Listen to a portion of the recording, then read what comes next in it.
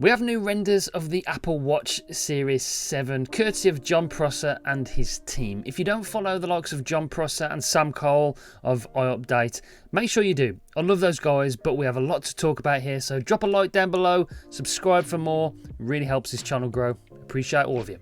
So here we are, and I've got to say I expected a redesign this year as it's the 7th generation. The redesigns usually happen every 3rd generation, but oh my word, this thing looks sick. It makes perfect sense to me that they would go with this design. All of the recent Apple products are sporting the same squared off edges at the moment, and it looks like it's really beautiful the way it looks.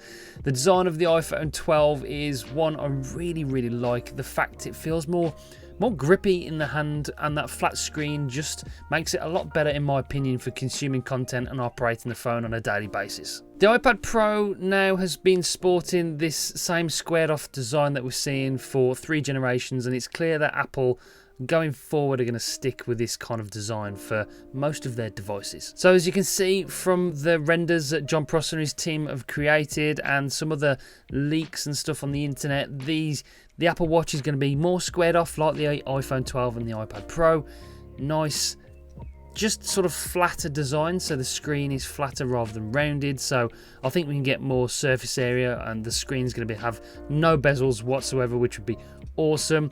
It's not totally squared off. There are some round edges. We've still, by the looks of it, got the digital crown and the button on the side. So cool, we have the new design. It's kind of what we expected, but what we're going to get in the way of new features. Rumours of Touch ID, whether it's built into the screen or like the iPad Air built into the side button.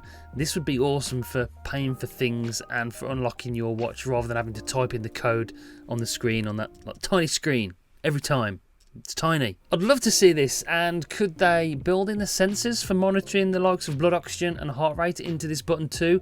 That would negate the need for the digital crown as well, as I personally like to see that gone. I don't think we need it anymore.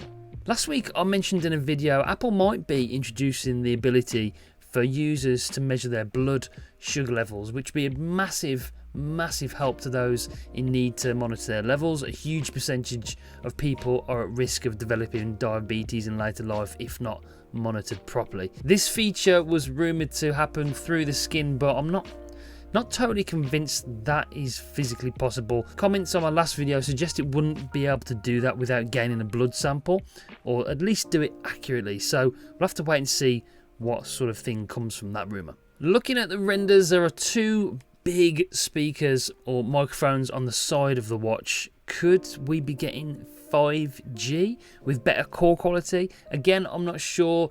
If I use my watch to make a call, 99% of the time I use it in conjunction with my AirPods Pro with the Bluetooth. So again, that's another rumour. We'll have to try and see what happens. One thing we're definitely going to see though, judging on what's happened in past releases this year, is new colours.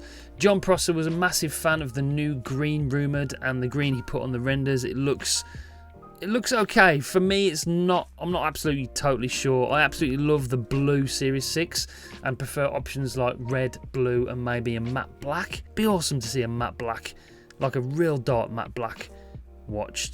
We'll see. But I think he's right. We'll see new colours this year like we have on the iPhone and the iMac. What colours would you like to see this year? Drop a comment down below. Another rumour that's kind of slipped under the radar slightly is a possibility of seeing a new rugged or Explorer version of the Apple Watch. This would be really interesting to see if Apple go this route. I made a video a while back about Spigen's tough armour case for the Apple Watch Series 3, and that video was really popular, one of my most popular videos. So there's obviously a demand out there for people buying third-party tough armour rugged cases. I wouldn't be surprised if Apple know this and release an Explorer version instead of maybe an updated Apple Watch SE this year. Talking of Apple Watch SE, that is one update you're not going to see this year, I don't think. I think the SE will still be available but won't be refreshed until 2022 at the earliest. Okay, so that's pretty much it for what we know so far about what's coming. There's one massive problem that comes with a redesign, or possibly could come with a redesign. Since the original Apple Watch, the designs have pretty much been the same. We saw a slight design change for the Series 4 with the watch being thinner and featuring smaller bezels, but one thing I hope Apple keep consistent is the ability to keep the same straps. I have so many straps from 5 years of using the Apple Watch, and I like to swap them around often. Although my favourite strap by far is Apple's Sports Band, taking away the ability to use older straps, making people buy new ones would be a big hit for customers, and I'm pretty sure that would put quite a few people off buying the new watch. The other potential problem I mentioned a little bit earlier is those square edges. It does look like, from the renders at least, that the corners are going to be not quite so harsh as the ones on the iPhone and the iPad Pro, so expect a slight rounding of the edges for a more comfortable fit. Having sharp edges wouldn't make the watch very comfortable to wear. Anyway, for now, that's all we know. I'm really excited for the redesign this year. Definitely will be picking one up. I know a few other people are waiting for this generation, so it's exciting. For now, like, share, subscribe for more videos like this, and check out my podcast. We talk about all things Apple and tech on there in a sort of a longer format with my mate Danny Black from Down Under. We have a lot of fun over there, so check that out as well. Until next time though, guys, take it easy.